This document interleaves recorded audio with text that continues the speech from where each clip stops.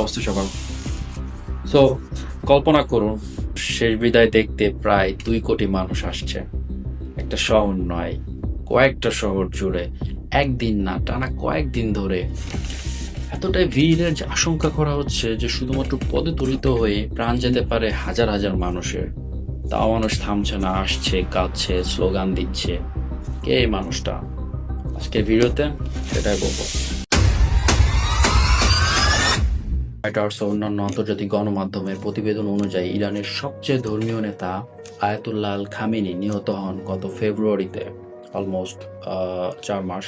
যুক্তরাষ্ট্র ইসরায়েলের যৌথ হামলায় যে হামলা দিয়ে শুরু হয়েছিল ইরান যুদ্ধ, প্রায় 4 মাস পর জুলাইয়ের শুরুতে ইরান শুরু করে তার ইতিহাসের সবচেয়ে বড় রাষ্ট্রীয় শেষকৃত্য। শহরগুলোর মধ্যে রয়েছে ইরান, তেহরান, কোম, মাশহাদ, এমনকি প্রতিবেশী ইরাকের নাজাফ ও কারবালা পর্যন্ত ছড়িয়ে থাকা এই আয়োজন চলছে প্রায় কয়েক সপ্তাহ ধরে।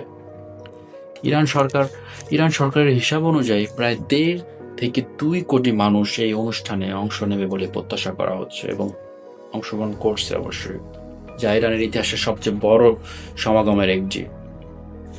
এখন আপনি একটা নিজেকে প্রশ্ন করেন যে আমেরিকার কোনো প্রেসিডেন্টের কফিন যদি টানা কয়েক মাস ধরে এই শহর থেকে ওই শহরে ঘোরানো হয়, তাহলে কি 2 কোটি মানুষ আসবে শ্রদ্ধা জানাতে? উত্তরটা আপনারা প্রায় সবাই জানেন। প্রায় 4 দশক, 40 বছর তিনি ছিলেন এমন এক নেতা যিনি পৃথিবীর সবচেয়ে শক্তিশালী রাষ্ট্রগুলোর বিপরীতে দাঁড়িয়েছিলেন, মাথা নত করেননি, সত্যের পথে ছিলেন। আর তার জানাজায় লাখো মানুষের কান্না, স্লোগান, এসবের ভিতরে একটা স্পর্শ বার্তা লুকিয়ে আছে। কি জানেন সে বার্তাটা?